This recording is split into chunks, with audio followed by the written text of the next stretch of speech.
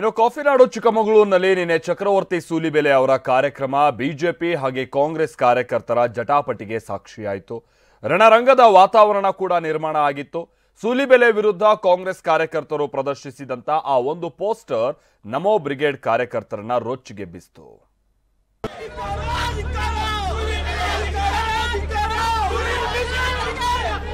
ಪ್ರತಿಭಟನೆ, ತಳ್ಳಾಟ, ನೂಕಾಟ, ಪೊಲೀಸರ ಜೊತೆ ಜಟಾಪಟಿ, ಹೈಡ್ರಾಮಾದ ಸನ್ನಿವೇಶ.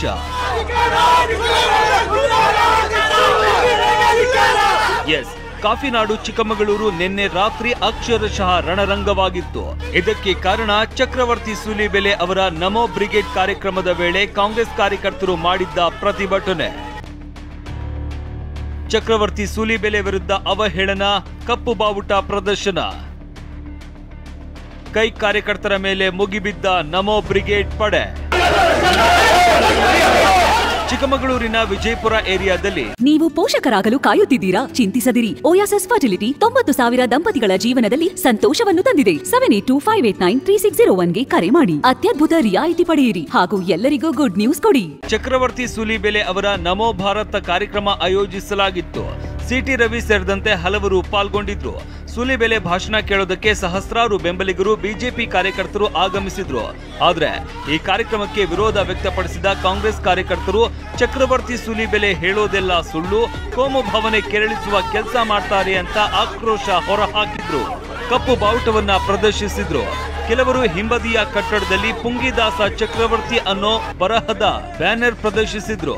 ಇದರಿಂದ ರೊಚ್ಚಿಗೆದ್ದ ಬಿಜೆಪಿ ಕಾರ್ಯಕರ್ತರು ಕೈ ಕಾರ್ಯಕರ್ತರ ವಿರುದ್ಧ ತಿರುಗಿ ಬಿದ್ರು. ಕಟ್ಟಡದ ಮೇಲೆತ್ತಿ ಅಟ್ಟಿಸಿಕೊಂಡು ಹೋದ್ರು. ಈ ವೇಳೆ ತಡೆಯೋದಕ್ಕೆ ಬಂದ ಪೊಲೀಸರ ಜೊತೆನೂ ಜಟಾಪಟಿ ನಡೆಸಿದ್ರು. ತಳ್ಳಾಟ, ನೂಕಾಟವೇ ನಡೆಯಿತು. ಸ್ಥಳಕ್ಕೆ ಆಗಮಿಸಿದ ಎಸ್ಪಿ ವಿಕ್ರಮ್ ಅಮಟೆ ಅವರು ಬೇರೆ ಬೇರೆ ಠಾಣೆ ಪೊಲೀಸರನ್ನ ಸ್ಥಳಕ್ಕೆ ಕರೆಸಿಕೊಂಡ್ರು. ಹರಸಾಹಸ ಪಟ್ಟು ಕಾರ್ಯಕ್ರಮಕ್ಕೆ ಅಡ್ಡಿಪಡಿಸಿದವರನ್ನ ವಶಕ್ಕೆ ಪಡೆದುಕೊಂಡ್ರು.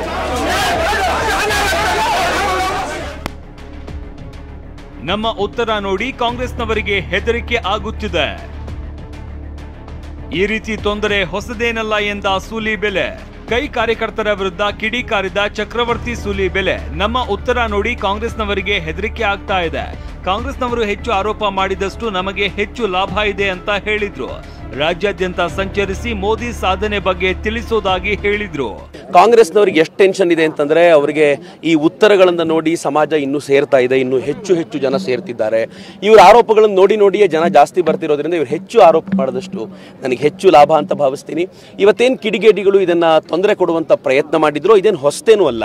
ಚಕ್ರವರ್ತಿ ಸೂಲಿಬೆಲೆ ವಿರುದ್ಧ ಸಚಿವ ಮಧು ಬಂಗಾರಪ್ಪ ಕೆಂಡ ಕಾರಿದ್ರು. ಇದೀಗ ಕೈ ಕಾರ್ಯಕರ್ತರು ಸೂಲಿಬೆಲೆ ಕಾರ್ಯಕ್ರಮಕ್ಕೆ ಅಡ್ಡಿಪಡಿಸ್ತಾ ಇರೋದು ಹೊಸ ಸಂಘರ್ಷಕ್ಕೆ ನಾಂದಿ ಹಾಡಿದೆ. ಅಶ್ವಿತ್ ಮಾವಿನಗುಣಿ, ಟಿವಿ9 ಚಿಕ್ಕಮಗಳೂರು.